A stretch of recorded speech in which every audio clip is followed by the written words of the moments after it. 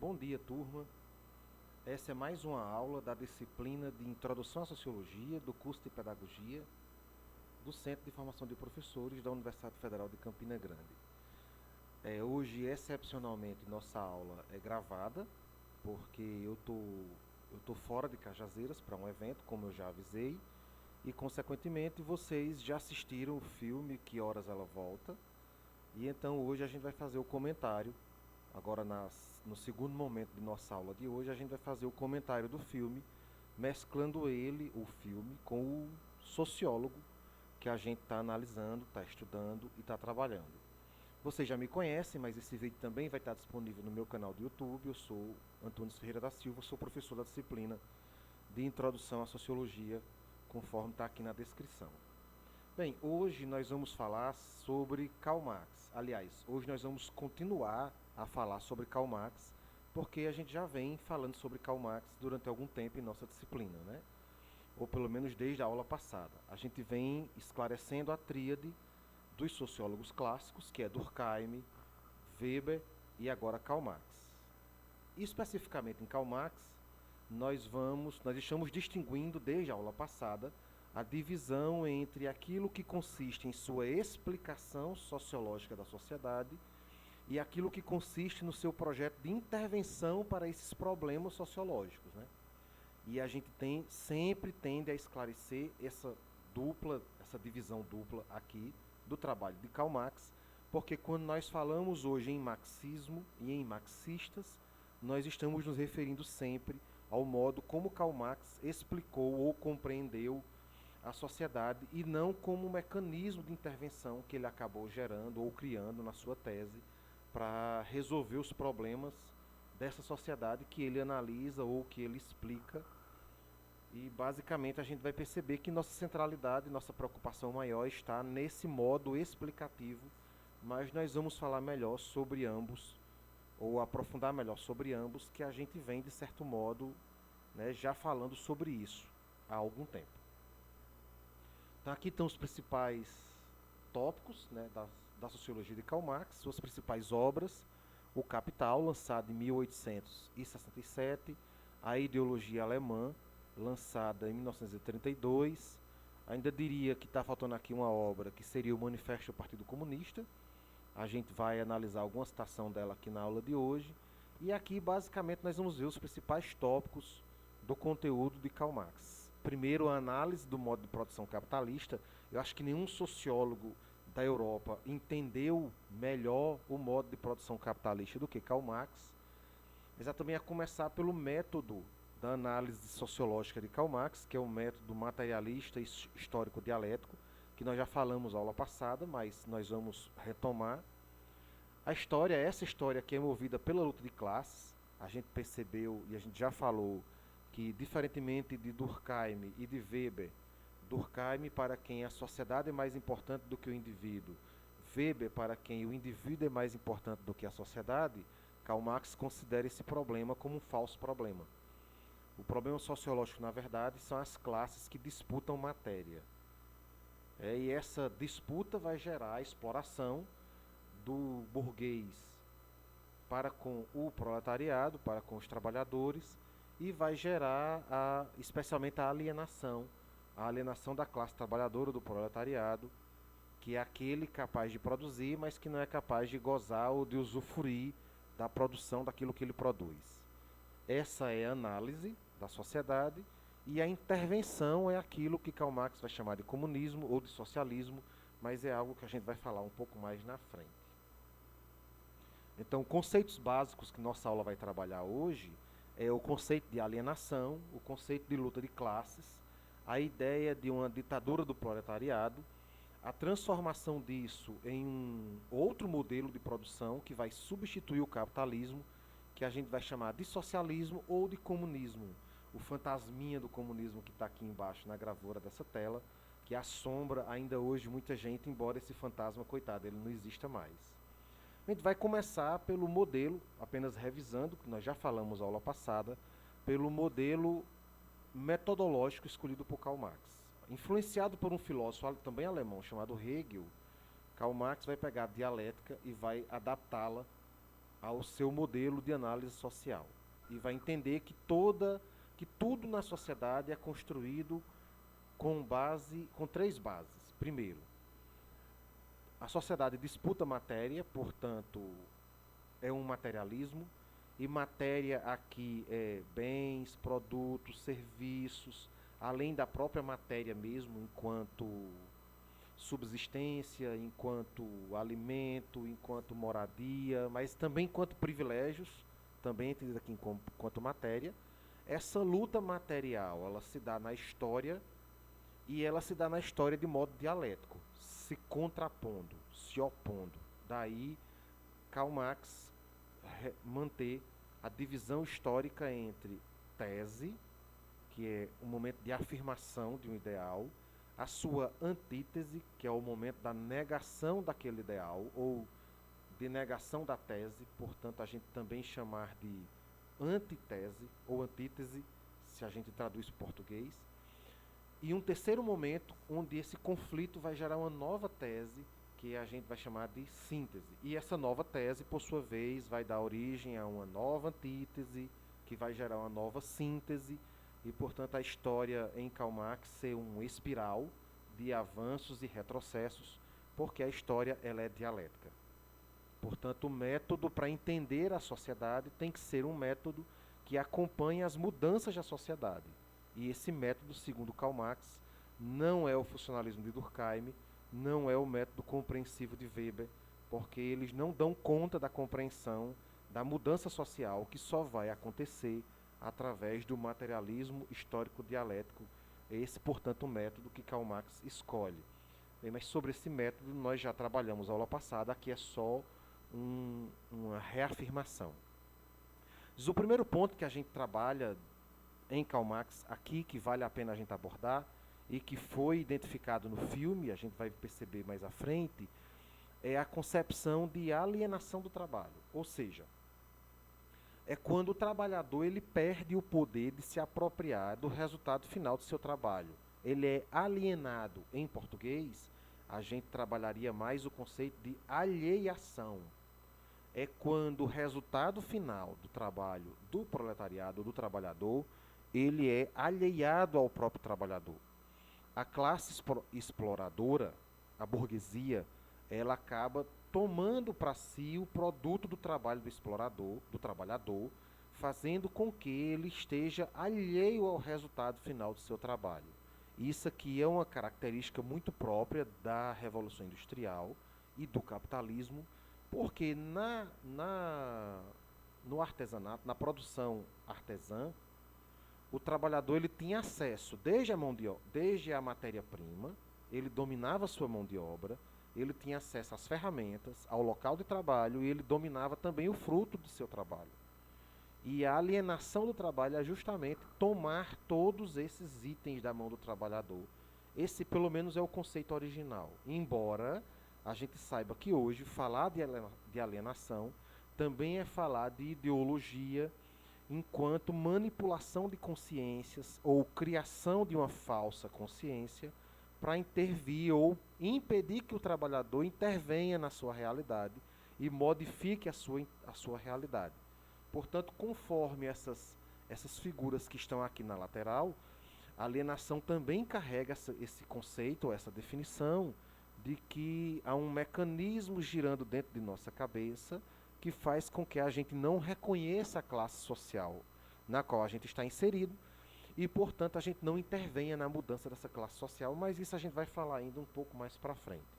Portanto, o primeiro conceito de alienação nada mais é do que separar o trabalhador de 4 itens. Primeiro, separar o trabalhador da matéria-prima, e então o trabalhador não tem mais acesso à matéria-prima com a qual ele produz.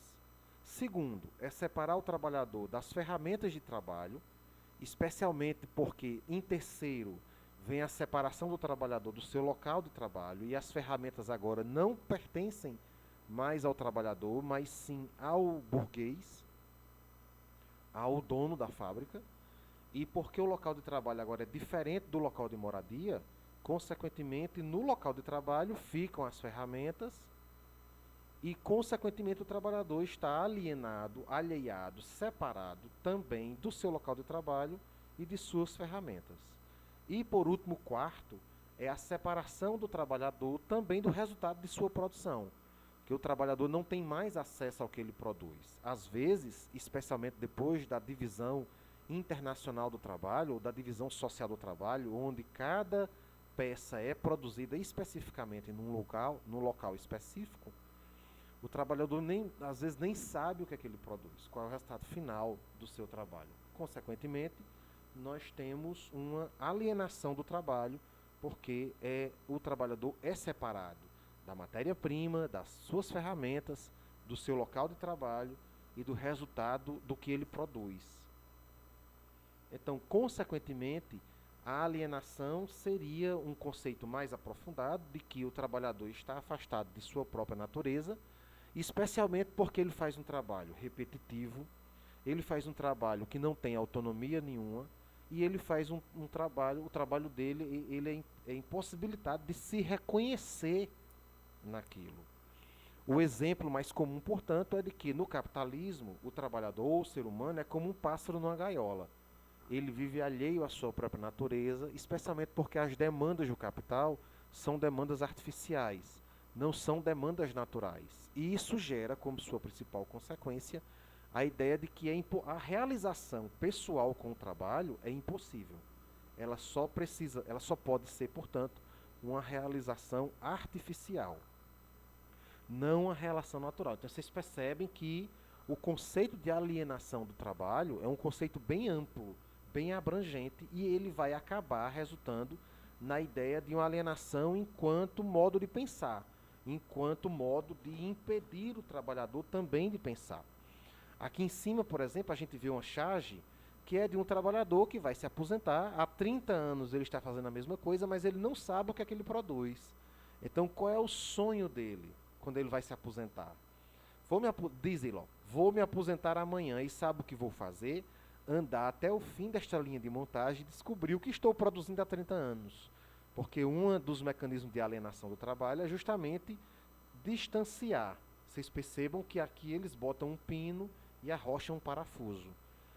Quem assistiu, nós assistimos, né, o filme de Charlie Chaplin, Tempos Modernos, onde ele evidencia essa ideia de que a gente hoje produz um pedacinho num mecanismo sem saber, no final, o que é que a gente está produzindo de fato.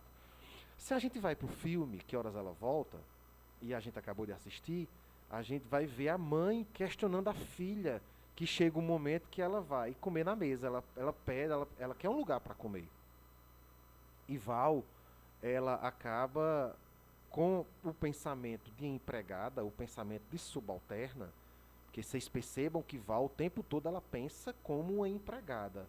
E ela questiona a filha, onde já se viu filha de empregada sentar na mesa dos patrões? Ora, esse tipo de pensamento, e aqui a gente pode até achar que a filha de Val é ousada, a filha de Val ela é intrometida, mas por que a gente pensa isso? É interessante a gente refletir sobre isso. Por que nós somos levados a pensar sobre isso? A ter um pensamento conformista, igual Val tinha um pensamento conformista. Porque a alienação do trabalho também nos diz que lugar a gente ocupa à mesa. Ou que nem lugar a gente tem para ocupar a mesa.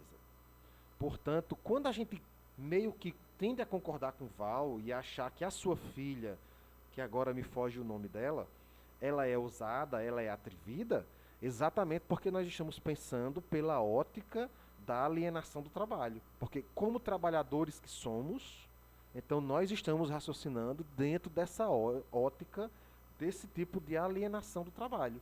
Ou seja, há um local bem dividido por classes, e cada classe deve ocupar apenas aquele lugar, deve ocupar apenas o seu lugar. E quando nós vemos uma pessoa quebrando esse paradigma e quebrando essa estrutura, consequentemente a gente tende a taxar a pessoa como ousada, como enxerida, como não sabe o lugar exatamente, que lugar exatamente a pessoa ocupa.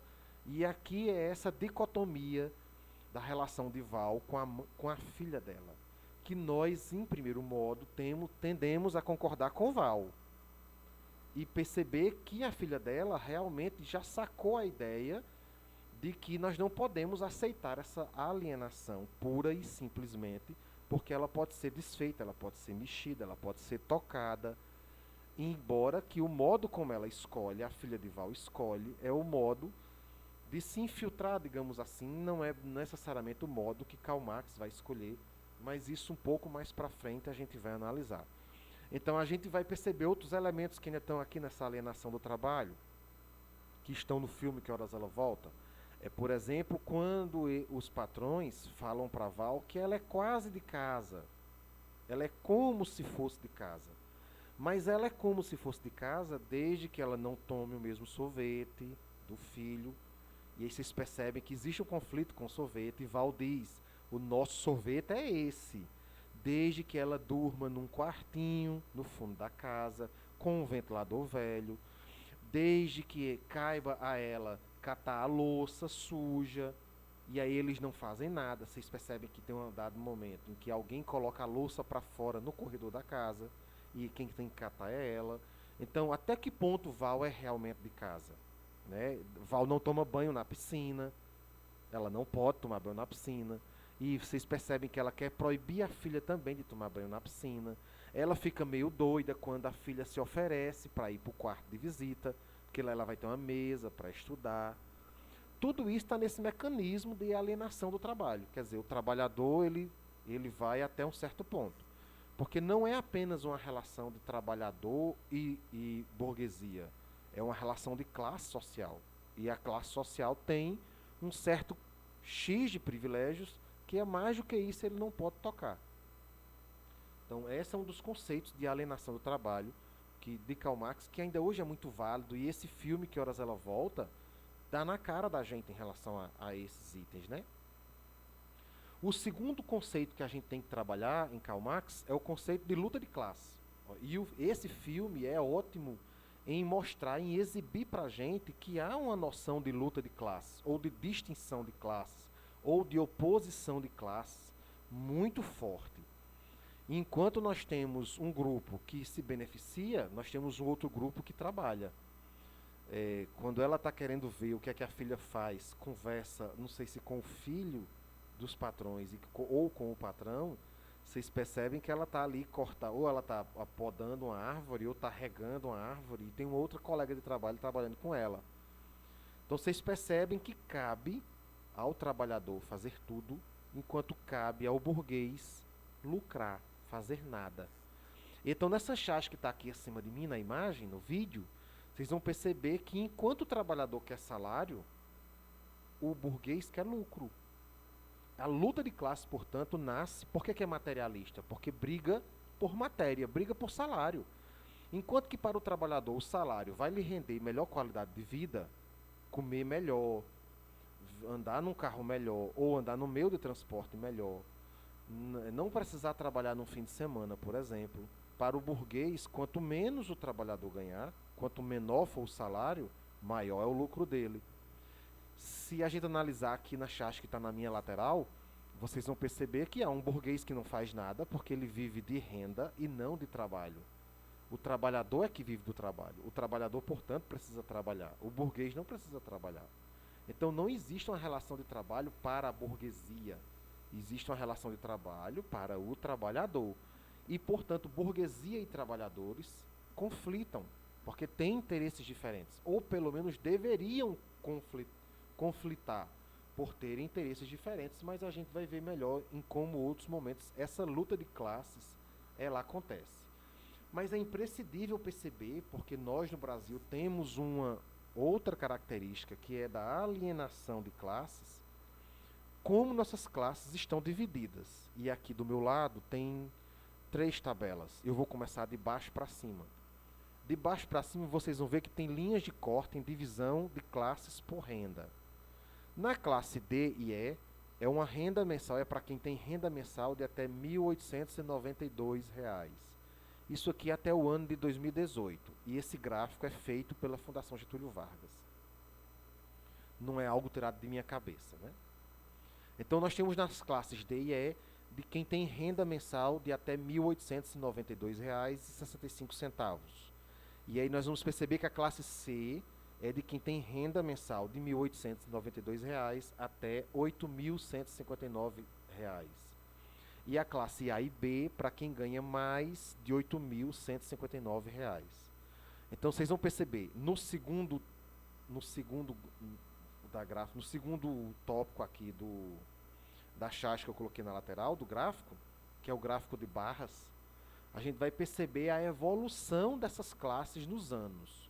E tem 4 anos para a gente fazer comparação: 2003, 2014, 2017, 2018. E aqui tem um item de mobilidade social que vai incomodar as classes A e B, pintadas aqui em amarelo.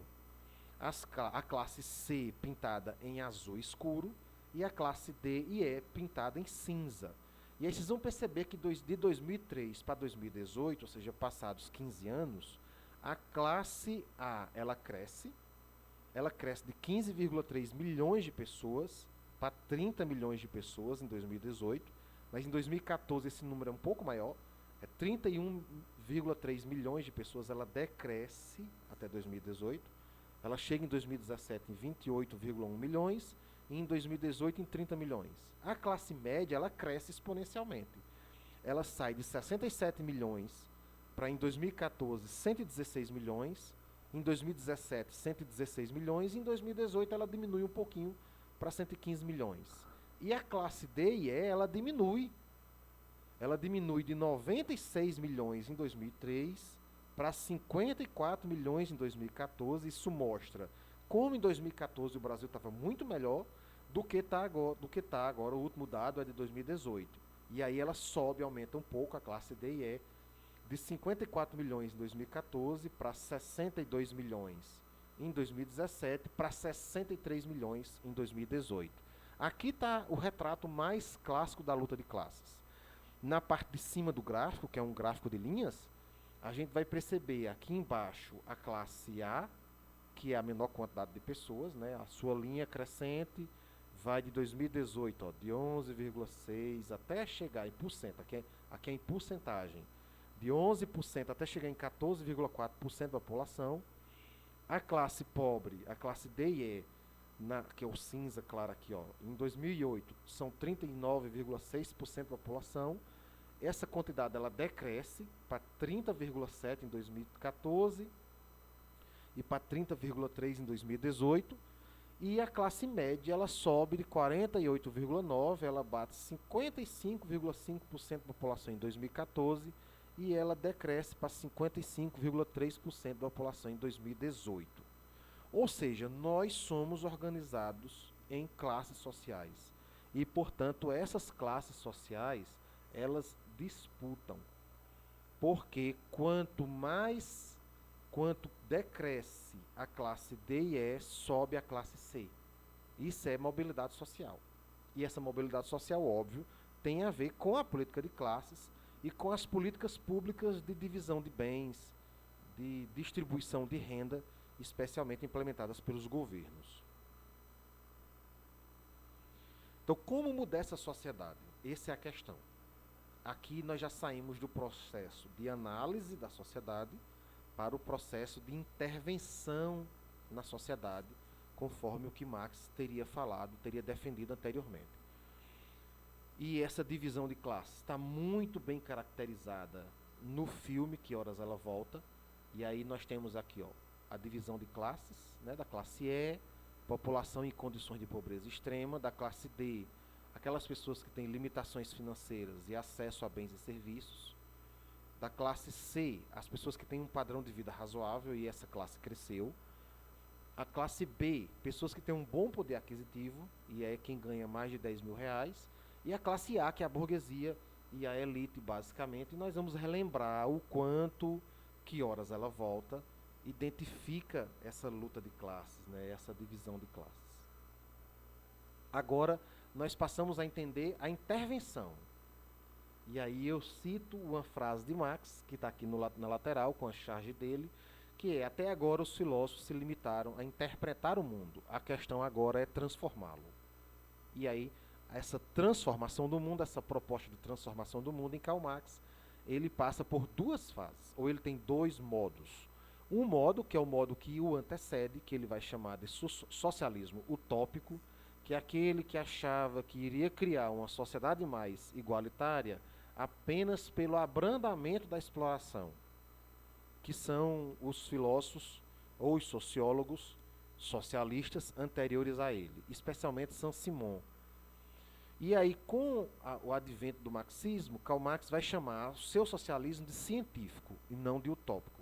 E ele vai dizer que é preciso propor uma nova sociedade, e essa nova sociedade não vai ser abrandando a exploração, mas sim de uma solução radical, de uma transformação radical do modo de produção, subjugando o modo de produção capitalista e criando, portanto, um modo de produção socialista ou comunista. Aqui em cima, tanto em cima quanto na minha lateral, vocês vão ver as etapas dessa implementação desse modo. Essa implementação desse modo, ela é mais detalhada do que apenas essas etapas que a gente está vendo aqui, mas a gente vai detalhar. Primeiro, enquanto no capitalismo liberal o Estado não interfere na economia, a passagem desse capitalismo liberal para o socialismo, ele precisa de alguns tópicos, ele precisa de alguns pontos, essa passagem. Essa passagem, portanto, e aí eu vou buscar o nosso livro de Cristina Costa, onde ela vai tratar sobre isso, lá no capítulo de Karl Marx, para identificar quais são os passos específicos dessa passagem do capitalismo para o socialismo. Não para o comunismo propriamente, mas primeiro para o socialismo. Então, primeiro, nós precisamos inicialmente de uma conscientização das massas, especialmente da massa proletariada, dos trabalhadores. Essa é a fundação do socialismo, digamos, propriamente dito. Segundo, nós precisamos da organização dos trabalhadores, e aqui nasce a importância dos sindicatos e das associações. Então, trabalhadores se organizam em torno disso. Tanto é que no próximo slide nós vamos ver uma outra frase que está no Manifesto do Partido Comunista de Karl Marx, que é trabalhadores univos. Depois existe uma derrubada do poder. E essa derrubada do poder do capitalismo e das estruturas de dominação do capitalismo é o que Karl Marx vai chamar de ditadura do proletariado. É quando o proletariado toma o poder e acaba com não com a propriedade privada inicialmente, mas acaba com os bens de produção privados. Ou seja, o que se socializa nesse momento são os bens de produção, que vão agora ser dos trabalhadores e não mais dos burgueses. Só que depois da ditadura do proletariado é quando acontece a instauração do socialismo, né, onde, em tese, desapareceria as classes sociais, é que acontece o fim ou a abolição da propriedade privada e a consequente dissolução do Estado. E isso foi o que nenhuma revolução socialista conseguiu fazer, porque todas elas, infelizmente, acabaram instaurando estados autoritários e ditaduras exatamente permanecendo na ditadura. Ou seja, nenhuma teoria comunista foi instaurada no mundo como um todo, porque o comunismo também é anarquista, ou seja, no comunismo não existe Estado, enquanto que as revoluções socialistas todas nunca conseguiram passar para essa segunda fase. Então nós temos a passagem do capitalismo liberal até o comunismo, implicaria na dissolução do Estado liberal, na instauração de um Estado do proletariado, a ditadura do proletariado, para fim também dissolver esse Estado do proletariado, a ditadura do proletariado, e criar o comunismo, que seria o desaparecimento do Estado. E aí cada um teria conforme as suas capacidades e as suas necessidades. Isso seria um Estado sem classes, pelo menos na concepção marxista. Entretanto, a gente percebe que na prática não foi bem assim. O primeiro passo, portanto, seria a ditadura do proletariado, ou seja, a união dos trabalhadores. A força realmente seria do trabalho e não da burguesia. Assim entende Karl Marx, né?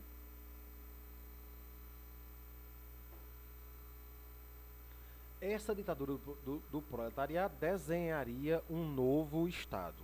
Entretanto, especialmente a partir dos anos 90, o socialismo como um todo, ele rui, ele racha, ele quebra, ele não consegue se manter viável enquanto um modelo de produção que conseguisse competir com o modelo capitalista. O socialismo, portanto, ele começa a ruir nos anos 80 e nos anos 90 ele tem o seu fim. O que nós temos hoje, portanto, são países isolados, não países socialistas, porque nem a China, que se chama socialista, é mais socialista. Haja vista a China hoje produzir bens e mercados para o mercado internacional. E então, quando você produz para o mercado internacional, então, consequentemente, você já não é mais socialista. Você já está no jogo do capital e, portanto, no jogo do lucro, né, que já não é mais de socialista, não tem mais nada. Então, há quem diga que as fases do socialismo tenham sido igual a esse cavalo. A teoria é muito bonita, a construção foi mais ou menos, mas os resultados não foram eficientes. De fato, se a gente não analisar, por exemplo, que Cuba, que é a exceção da exceção, porque é uma ilha assim do tamanho de Alagoas, digamos, de um estado muito pequeno do Brasil, e embora Cuba esteja eu diria até no imaginário erótico de boa galera que critica o socialismo, né, que tudo é Cuba, Cuba. É como se a gente pudesse comparar os Estados Unidos a Cuba, como se a gente pudesse comparar o Brasil a Cuba, como se a gente pudesse comparar a Alemanha a Cuba. E não pode, por questões geográficas, por questões de riqueza, por questões de produção, enfim. Porque Cuba hoje é muito mais um estado isolado do que um estado socialista. Com exceção de que Cuba hoje é um dos países que tem as melhores ofertas de segurança, educação e saúde para o povo, o que nós vimos na prática foi que a implementação do socialismo não deu muito certo. E que, portanto, nós tivemos uma teoria socialista mais bonita do que uma implementação socialista mais bonita. Mas esse não é bem o tópico de nossa aula, porque aqui nós já estamos analisando a intervenção, o modo como Karl Marx interviu ou pensou uma intervenção para resolver os problemas da sociedade, e nós estamos analisando bem sua análise da sociedade propriamente falando, né? Então, consequentemente, o que restou após o fim dos resultados como o desenho desse cavalo, é o que nós podemos analisar entre a divergência entre o Estado liberal, que é o Estado do capital, o liberalismo hoje, que a gente chamou durante o tempo de globalização e que hoje a gente já está chamando de neoliberalismo, e que já é uma teoria econômica em crise, que todos os estados hoje estão se fechando e não se abrindo, ele pode ser contraposto ao que pode ser colocado como substituto do socialismo, que seria um estado de bem-estar social. No estado de bem-estar social, nós substituímos a livre iniciativa do mercado, que é a característica principal do Estado liberal, e ela várias vezes se mostrou utópica e impossível de ser realizada, para que o Estado possa intervir na economia para gerar para o seu povo o bem-estar, uma vida mais digna, o que a gente chama de bem-estar social. Boa parte dos países da Europa, que uma certa corrente brasileira e mundial taxa de comunista, a Finlândia, a Noruega, a Dinamarca, na verdade de comunista eles não têm nada, eles são capitalistas, mas não numa vertente liberal, numa vertente do estado de bem-estar social, de Keynes. Keynes é o nome do economista que postulou o estado de bem-estar social. A gente pode chamar também de keynesianismo. Portanto, esse estado de bem-estar social seria uma forma de organização política, econômica, social e cultural que coloca o Estado como agente principal na promoção do bem-estar social e na organização da economia. A Constituição brasileira de 1989 entende o Brasil como um estado de bem-estar social. Portanto, não como um modelo liberal, embora a grande maioria das vezes nós tenhamos nos organizado enquanto Estado brasileiro em torno de economias liberais, ou de uma economia, de modelos econômicos liberais, e muito recentemente, eu digo há menos de 2 décadas, é que a gente tenha redescoberto o estado de bem-estar social e transformado as políticas econômicas de acordo com essa tese, ou seja, fazendo com que o Estado seja um agente de reformulação e de motivação para a economia e para a política no cenário total, né? Aqui a questão é se o capitalismo tem como ser reformado.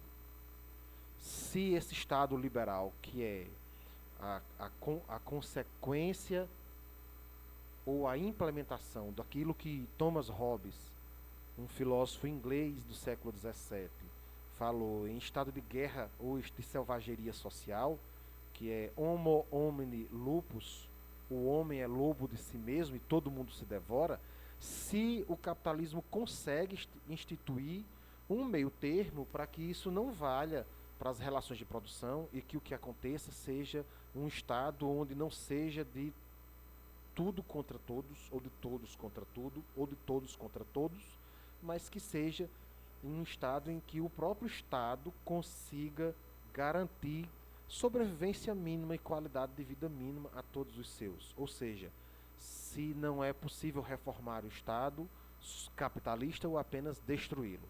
Esse é o questionamento que existe hoje, principalmente dos neomarxistas ou de uma parte deles.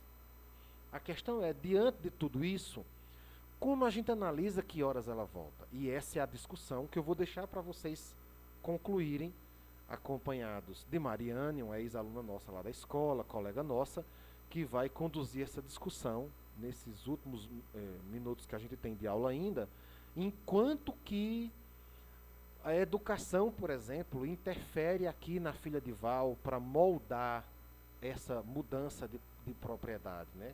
Essa mudança de bens. Aqui eu trago para vocês um outro item que é interessante da gente pensar também, quando Val ela presenteia a patroa com um conjunto de xícaras, bem que para nós da classe pobre é bonito, essa garrafa térmica eu particularmente acho muito bonita, mas o quanto se torna ridículo para aquele tipo de bens de consumo a qual Val serve. E que ela rouba a garrafa de café. Vocês perceberam, né, que ela rouba a garrafa de café.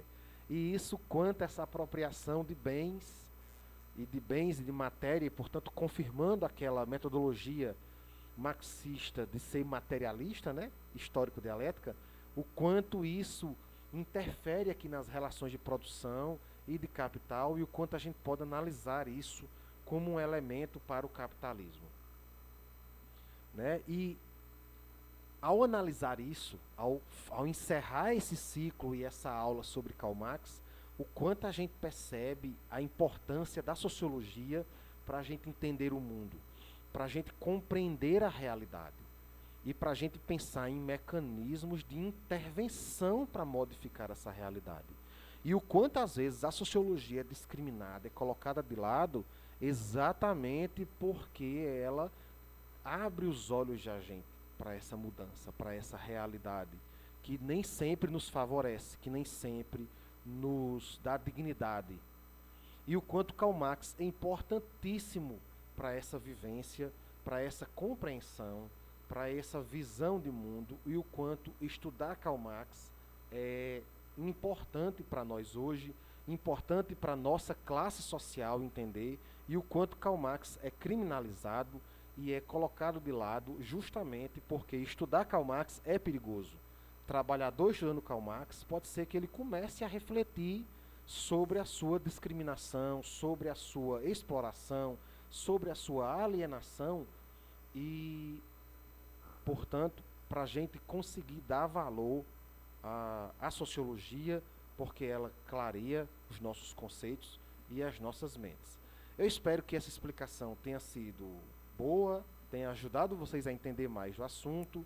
Desejo uma boa discussão e um abraço para todas e para todos.